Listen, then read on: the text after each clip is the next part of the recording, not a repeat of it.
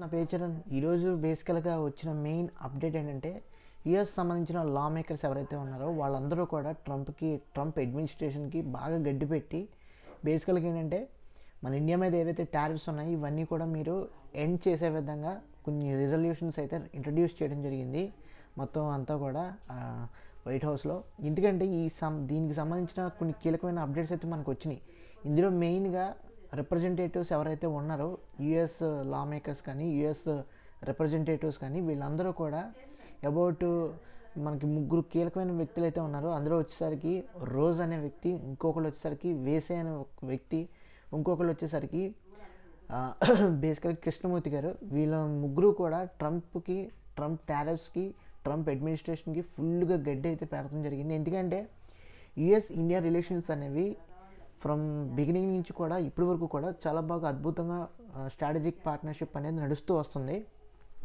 ఈ ట్రంప్ తన యొక్క బిజినెస్ ఆలోచనతో బిజినెస్ ఆరాతో ఉండటం వల్ల ఆ బిజినెస్ వల్ల మనకి యుఎస్ టారిఫ్స్ చేయటం వల్ల మిగతా దేశాల మీద ఎంతో కొంత ఇంపోర్ట్ డ్యూటీస్ అనేవి కలెక్ట్ చేయొచ్చు. అది అమెరికన్ కంట్రీకి ఉపయోగపడే విధంగా ఉంటుంది, నష్టపోకుండా ఉండే అవకాశం ఉంటుందని చెప్పేసి ఏ దేశం పడితే ఆ దేశం మీద, చైనా మీద కానీ, జపాన్ మీద కానీ, ఇండియా మీద కానీ, బ్రెజిల్ మీద కానీ ఇలాంటి అన్ని కంట్రీస్ మీద కూడా విపరీతమైన టారిఫ్స్ అనేవి విధించడం వల్ల చాలా దేశాలు అయితే ఎంతో కొంత ఎఫెక్ట్ అవ్వటం అనేది జరిగింది, కొంత డౌన్ఫాల్ అవ్వటం అనేది జరిగింది జీడిపి పరంగా కానీ, గ్రోత్ రేట్ పరంగా కానీ. బట్ ఇండియా అనేది చాలా క్యాలిక్యులేటెడ్ వేలో, చాలా ఎస్టిమేటెడ్ వేలో ఆ రిస్క్ ఏంటో తెలుసుకొని రిస్క్ మేనేజ్మెంట్ చేసి మన ఇండియా అనేది గ్రోత్ రేట్ అనేది 8.2% చూపించింది. అంటే అది మామూలు రికార్డ్ అయితే కాదు. It is one of the greatest record. చైనాకి లేదు, యుఎస్కి లేదు, ఏ కంట్రీ కూడా లేదు అలాంటి గ్రోత్ రేట్ అనేది. అఫ్కోర్స్ మన జీడిపి పరంగా ఎకానమీ క్యాలిక్యులేషన్స్ చూసుకున్నట్లయితే 4th పొజిషన్లో ఉన్నాం. బట్ ఏంటంటే గ్రోత్ రేట్ పరంగా అయితే మటుకి ఈ అన్ని కంట్రీస్కి భిన్నంగానే ఉన్నాం, టాప్ పొజిషన్లో ఉన్నాం, అందులో డౌట్ అయితే లేదు. అయితే బేసికల్గా మనకు వచ్చిన ఇన్ఫర్మేషన్ ఏంటంటే యుఎస్ లా మేకర్స్ కానీ మిగతా యుఎస్ హౌస్ రిప్రజెంటేటివ్స్ కానీ ఇంత పేర్లు చెప్పిన ముగ్గురు, రోజ్ కానీ, వేసే కానీ, కృష్ణమూర్తి గారు కానీ, వీళ్ళు ముగ్గురు కూడా ట్రంప్కి గట్టిగా గడ్డి అయితే పెడతాం జరిగింది. అబౌట్ ఏంటంటే మీరు ఇల్లీగల్గా హార్మ్ఫుల్ టారిఫ్స్ వేయటం వల్ల ఇండియా మీద యుఎస్ ఇండియా రిలేషన్షిప్స్ అనేవి చాలా బ్రేక్ అయ్యే విధంగా ఉంది, కొలాప్స్ అయ్యే విధంగా ఉంది. దీని ద్వారా అమెరికా వర్కర్స్ కానీ, అమెరికన్ కన్జ్యూమర్స్ కానీ వీళ్ళందరూ కూడా చాలా మటుకు ఎఫెక్ట్ అయ్యింది. సో దట్ మీరు ఇవన్నీ కూడా మీ యొక్క ప్రెసిడెన్షియల్ పవర్స్ అనేవి వాడుకొని అమెరికాని కానీ మిగతా దేశాలు కానీ ఇబ్బంది పెడతాం అనేది ఎంత మట్టుకి కూడా కరెక్ట్ కాదని చెప్పేసి ట్రంప్ అడ్మినిస్ట్రేషన్ని ఫుల్గా ఏకపడేశారు. సో దీనికి సంబంధించి కంప్లీట్ ఏంటంటే ఒక రెజల్యూషన్స్ అయితే తీసుకురావడం జరిగింది యుఎస్ మేకర్స్ అనేవాళ్ళు. ఎందుకంటే దీన్ని సార్ట్అవుట్ చేసుకోకపోతే వాళ్ళకి ఆల్రెడీ అమెరికాలో నేషనల్ ఎమర్జెన్సీ అనేది పెట్టారు ఈ ప్రెసిడెంట్ ట్రంప్. సో దాన్ని రికవర్ చేసే విధంగా, దాన్ని తొలగించే విధంగా, ఎండప్ చేసే విధంగా కొన్ని రెజల్యూషన్స్ అయితే తీసుకురావడం జరిగింది. అవి చూసుకున్నట్లయితే మనం బేసికల్గా ఎవరైతే మనకి 3 members of US house of representatives ఉన్నారో, ఇంతకు ముగ్గురు పేర్లు చెప్పాం కదా, వీళ్ళందరూ కూడా మొన్న శుక్రవారం మీటింగ్ పెట్టుకొని ఫుల్గా రెజల్యూషన్స్ అయితే తీసుకురావడం జరిగింది. ప్రెసిడెంట్ డొనాల్డ్ ట్రంప్ కావాలనే ఈ దేశాల మీద ట్రంప్ టారిఫ్స్ అంటున్నారు కదా, టారిఫ్స్ అయితే విధించి ఇంపోర్ట్ డ్యూటీస్ మీద ఎక్కువగా సుంకాలు వేయటం వల్ల మీరు డబ్బులు అయితే కలెక్ట్ చేస్తున్నారు. దీని ద్వారా రిలేషన్స్ అనేవి బిల్డ్ అవ్వకుండా ఉంటుంది. అమెరికన్లో కూడా అమెరికన్ వర్కర్స్ కానీ, అమెరికన్ ఎవరైతే కన్జ్యూమర్స్ కానీ వీళ్ళందరికీ కూడా ఆర్థికంగా చాలా ఎఫోర్డబిలిటీ అనేది చాలా ఇబ్బందికరంగా తయారైపోయిందని చెప్పేసి చాలా గట్టిగానే వేసుకున్నారు. అదేవిధంగా మీరు చూసుకున్నట్లయితే వాళ్ళు చెప్తుంది ఏంటంటే ట్రంప్ మీద ఇది ఇల్లీగల్, అదేవిధంగా హార్మ్ఫుల్గా తయారైంది ఈ టారిఫ్స్ అనేవి అని చాలా గట్టిగా అయితే చెప్పడం జరిగింది. అదేవిధంగా నేషనల్ ఎమర్జెన్సీని కూడా టెర్మినేట్ చేసే విధంగా, అడుగులు వేసే విధంగా రెజల్యూషన్స్ అయితే తీసుకురావడం జరిగింది. ఎందుకంటే మనం యుఎస్ కాంగ్రెస్ కాన్స్టిట్యూషనల్ పరంగా వీళ్ళు అథారిటీ ఏదైతే ఓవర్ ట్రేడ్ పరంగా ఉందో ఇవన్నీ కూడా రీస్టోర్ అయ్యే విధంగా కొన్ని కొత్త పాలసీస్ తీసుకురావడం కానీ, పాలసీస్ చేంజ్ చేయడం కానీ ఇవన్నీ కూడా చేసే విధంగా ప్రయత్నిస్తాను. ఎందుకంటే ఇప్పుడు మనం గ్రోత్ రేట్ పరంగా చూసుకున్నా కానీ, జీడిపి పరంగా చూసుకున్నా కానీ, అటు అమెరికన్ ఎకానమీ చూసుకున్నా కానీ, మన ఇండియన్ ఎకానమీ చూసుకున్నా కానీ, మిగతా దేశాల యొక్క ఎకానమీ చూసుకున్నా కానీ ఇప్పుడు ఏదైతే ఈ కరోనా తర్వాత చాలా మట్టికి ఎఫెక్ట్ అయితే చాలా ఎక్కువగానే జరిగింది. ఎక్స్పోర్ట్స్ కానీ ఇంపోర్ట్స్ కానీ ట్రేడ్ డిఫిసిట్ అనేది ఎక్కువైపోయింది. ట్రేడ్ బ్యాలెన్సింగ్గా లేదు, ట్రేడ్ డిఫిసిట్ అనేది ఎక్కువైపోయింది. అంటే వాణిజ్య లోటు అనేది ఎక్కువగా ఉంది. అంటే ఒక దేశం ఎక్కువ పంపుతుంది, ఇంకో దేశం తక్కువ కొనుక్కుంటుంది. అదేవిధంగా తక్కువగా ఎక్స్పోర్ట్ చేస్తుంది, ఎక్కువగా ఇంపోర్ట్ చేసుకుంటుంది. ఇవన్నీ కూడా చాలా మటుకి ట్రేడ్ డిఫిసిట్కి దారి తీసే విధంగా ఉందని చెప్పేసి ఇవన్నీ కూడా మాట్లాడుకోవడం అయితే జరిగింది యుఎస్ హౌస్ పీపుల్ అయితే. ఎందుకంటే వైట్ హౌస్లో ఈ డిస్కషన్స్ జరగడం వల్ల ఎంతో కొంత ఒక కొలిక్కి అయితే వచ్చే అవకాశం. ఎందుకంటే మీకు తెలిసిందే యుఎస్ అనేది సూపర్ పవర్. సో అలాంటి దేశంలో చాలామంది టైఅప్ అవడానికి సిద్ధంగా ఉంటారు.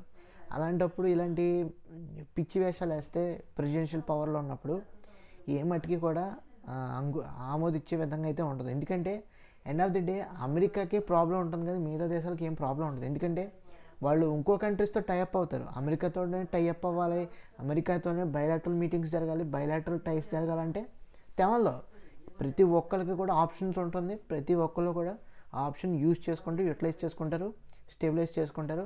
వాళ్ళ ఎకానమీ కూడా అదే విధంగా జీడిపి పరంగా కానీ గ్రోత్ రేట్ పరంగా కానీ అదే విధంగా హై లెవెల్లో పెంచుకుంటూనే వెళ్తారు.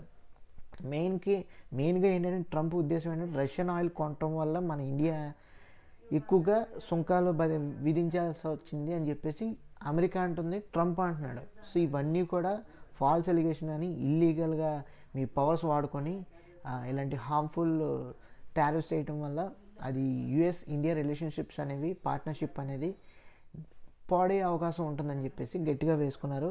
మెయిన్గా ఏంటంటే మీరు చూసుకున్నట్లయితే వాళ్ళు చెప్పేది ఒకటి, మిస్యూజ్ చేసుకున్నారు. ఈ నేషనల్ ఎమర్జెన్సీ పవర్స్ ఏవైతే ఉన్నాయో ఇవి మిస్యూజ్ చేసుకున్నారు.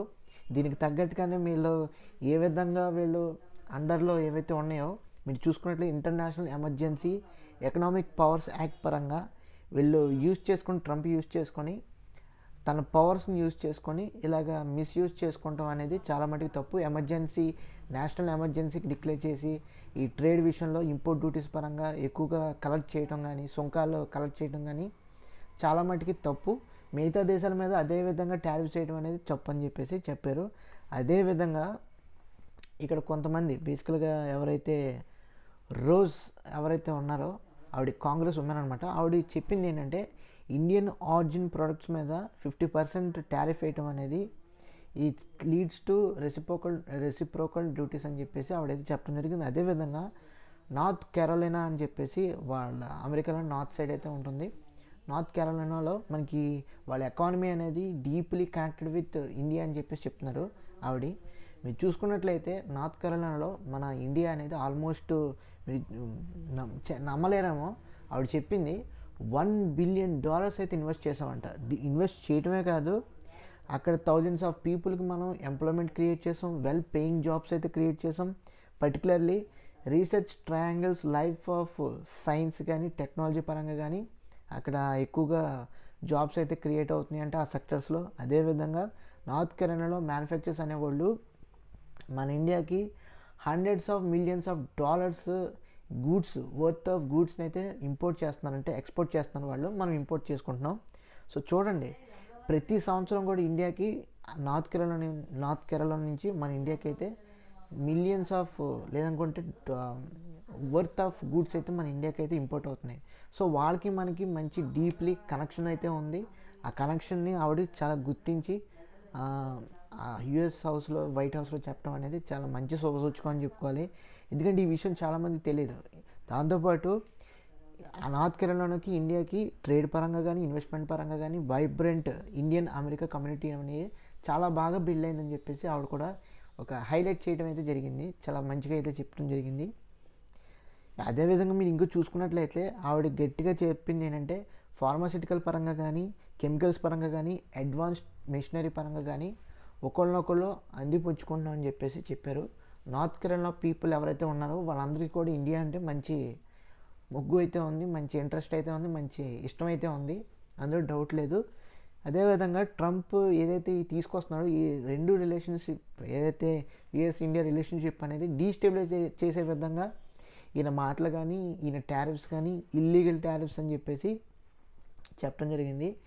ఇప్పుడు ఏమైందంటే ఈ ఇల్లీగల్ టారిఫ్స్ వల్ల నార్త్ కెరోలినాలో వాళ్ళ యొక్క జాబ్స్ కానీ వాళ్ళ యొక్క ఇన్నోవేషన్ కానీ ఇద్దరికి లాంగ్ టర్మ్లో కాంపిటేటివ్నెస్ అనేది అటు అమెరికాకైనా ఇటు ఇండియాకైనా రిస్క్ అయిన పొజిషన్లో ఉందని చెప్పేసి చెప్పడం జరిగింది. సో రోజ్ గారు ఇవన్నీ కూడా చెప్పడం వల్ల ట్రంప్ ఏ మట్టికి మారుతాడు అనేది మన చేతిలో అయితే లేదు. బట్ ఒకటి మాత్రం చెప్పాలి, ఆవిడ వైట్ హౌస్లో చెప్పడం అనేది చాలా మంచి విషయం, గుర్తు చేయటం అనేది చాలా మంచి విషయం.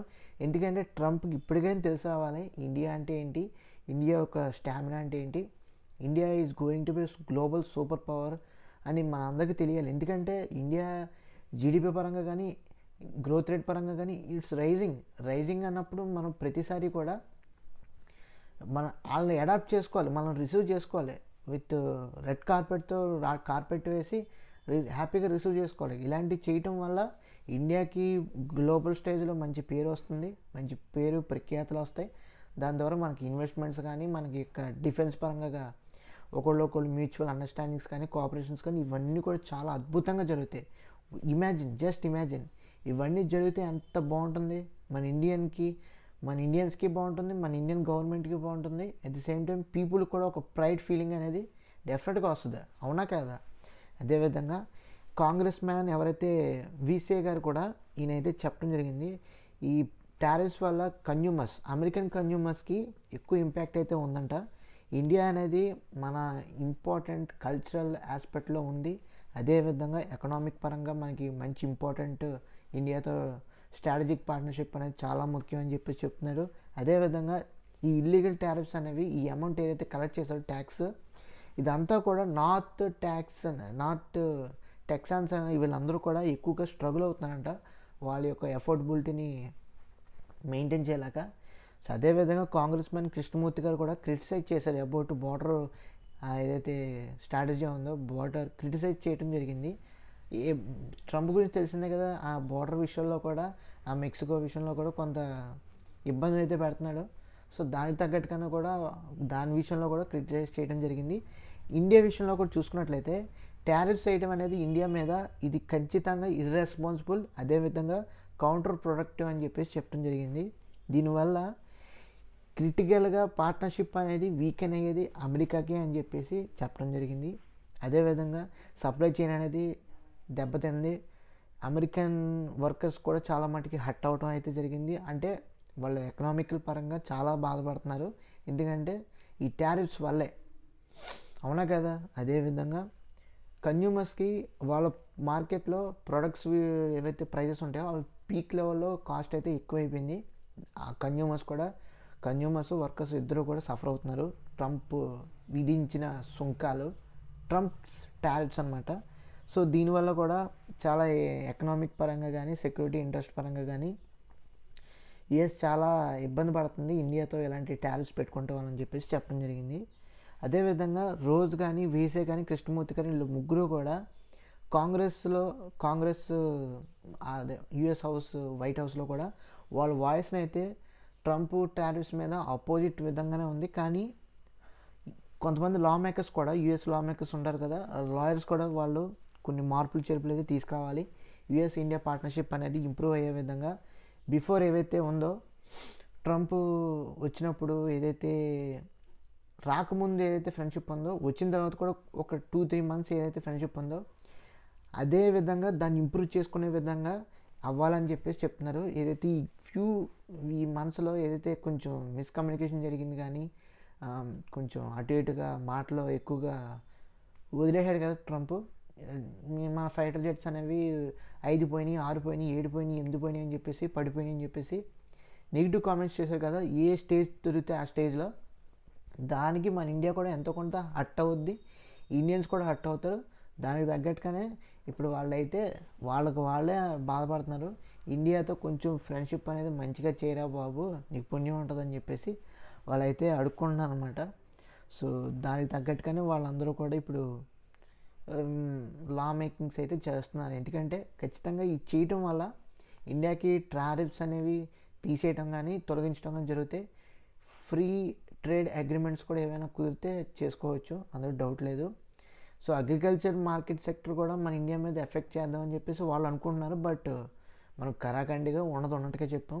మన ఫార్మర్స్ కానీ మన డైరీ ప్రొడక్ట్స్ ఎవరైతే కన్జ్యూమర్స్ కానీ వర్కర్స్ కానీ ఉన్నారో వాళ్ళకి ఎఫెక్ట్ అవ్వకుండా ఉండటం కోసం మనమైతే మన పాయింట్స్ అయితే ముందు పెట్టాం వాళ్ళ ముందు, ఇంకా అందులో డౌటే లేదు.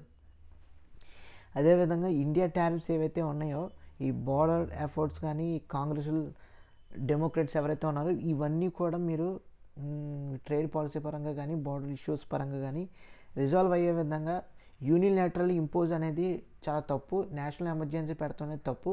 సో లాయర్స్ ఎవరైతే ఉన్నారో ఈ లా మేకింగ్స్ అనేవి కంప్లీట్లీ చేంజ్ చేయాలి, పాలసీస్ అనేవి కంప్లీట్లీ చేంజ్ చేయాలని చెప్పేసి వీళ్ళైతే మన శుక్రవారం మీటింగ్స్ అయితే ఈ విధంగా చేసుకున్నారు.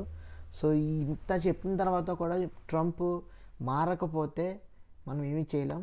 ఎందుకంటే కాంగ్రెస్లో ఉన్న సెనేటర్స్ ఎవరైతే ఉన్నారో వీళ్ళందరూ చెప్తున్నారు ట్రంప్కి అర్థమయ్యేలాగా, బాబు నువ్వు ఇండియాతో కానీ మిగతా దేశాలతో కానీ బ్రెజిల్తో కూడా నువ్వు టారిఫ్స్ అనేవి విరమించుకోవాలి, అది కంపల్సరీ. ఎందుకంటే అమెరికన్ పీపులే సఫర్ అవుతున్నారు, అమెరికన్ వర్కర్స్ సఫర్ అవుతున్నారు, అమెరికన్ కన్జ్యూమర్స్ సఫర్ అవుతున్నారు. మన అమెరికాలో ప్రోడక్ట్స్ ఏవైతే ఉన్నాయో సర్వీసెస్ ఏవైతే ఉన్నాయో అవి కాస్ట్లు అనేది పెరిగిపోయింది, జనాలు అనేవాళ్ళు ఎఫోర్డ్ చేయలేకపోతున్నారు. సో దయచేసి నువ్వు టారిఫ్స్ అనేవి తగ్గించుకో. అసలు ఇలాంటి ఇల్లీగల్ టారిఫ్స్ అనేవి నువ్వు ఒక ప్రెసిడెన్షియల్ పవర్ వాడుకొని ఇల్లీగల్గా యాక్టివిటీస్ చేయడం అనేది చాలా మటుకు తప్పు అని చెప్పేసి ఆయనకి పవర్స్ ఏవైతే ఉన్నాయో మిస్యూజ్ చేసుకున్నాం అని చెప్పేసి ఏకిపడేయారు. మరి ట్రంప్ వింటాడో లేదో మనకైతే తెలియదు. సో డెఫినెట్గా మన ఇండియా మీద డెఫినెట్గా టారిఫ్స్ అయితే తగ్గుతాయి. బ్రెజిల్ మీద కూడా ఇప్పుడు ఒక ప్రెస్ రిలీజ్ అయితే చేశారు, ఖచ్చితంగా మేము బ్రెజిల్ మీద 50% టారిఫ్ అనేది రెడ్యూస్ చేస్తాం అని చెప్పేసి అవి ఎండప్ చేస్తాం అని చెప్పేసి ప్రెస్ రిలీజ్ అయితే చేశారు. మన ఇండియా మీద కూడా త్వరలోనే మనకి ప్రెస్ నోట్ కానీ ప్రెస్ రిలీజ్ కానీ చేయబోతున్నారు. ఎందుకంటే టారిఫ్స్ తగ్గించుకోకపోతే కష్టం. ట్రంప్కి ఏంటంటే మనం మాస్కో నుంచి రష్యా నుంచి ఆయిలే కొంటున్నాం అని చెప్పేసి అదొక గుడ్ సాక్ కింద చెప్పేసి టారిఫ్స్ అయితే విధిస్తున్నాడు. సో ఇవన్నీ కూడా త్వరలోనే మనకి రిజాల్వ్ అయ్యే అవకాశం అయితే ఉంది. సో దానికి తగ్గట్టుగానే ప్రయత్నాలు అయితే చేస్తున్నారు వీళ్ళందరూ కూడా. ట్రంప్ ఏ విధంగా ఉంటాడో ఏ విధంగా చేస్తాడో ఆయన చేతిలోనే ఉంది. సో ఇంకా మళ్ళీ రెండోసారి మూడోసారి అవడానికి అయితే అవకాశం లేదు, ఇదే లాస్ట్ అవకాశం అనమాట ప్రెసిడెన్షియల్ పరంగా పవర్స్ని యూజ్ చేసుకుంటాం. సో అది ఓవరాల్గా ట్రంప్ టారిఫ్స్ మీద కాంగ్రెస్ పర్సన్స్ ఎవరైతే కాంగ్రెస్ సెనేటర్స్ ఉన్నారో వాళ్ళందరూ కూడా ఏకిపడేశారు ట్రంప్ని. సో మన ఇండియాకి ఎంతో కొంత నిజాయితీగా ఉన్నాం కాబట్టి ఇండియా తరఫున మనం ఏమీ మాట్లాడకపోయినా ఏమీ అనకపోయినా మనకే అన్ని విధాలుగా కూడా గ్లోబల్గా మంచి రెప్యుటేషన్ కానీ మంచి పేరు కానీ మంచి వాల్యూ కానీ పెరుగుతుంది. అంటే సూపర్ పవర్కి మనం కూడా అర్హులం. అమెరికాయే కాదు, చైనాయే కాదు, జపానే కాదు, ఇండియా కూడా ఉంది, ఇండియా కూడా వస్తుంది, ఇండియా కూడా చూపించిపోతుంది అనేది చాలా గట్టిగానే గ్లోబల్ స్టేజ్లో చూపించాం అంతే. సో ఈ వీడియో నచ్చినట్లయితే తప్పకుండా మన ఛానల్కి అయితే లైక్ చేయండి, షేర్ చేయండి, సబ్స్క్రైబ్ చేసుకోండి. Thanks for watching. See you again. Bye by.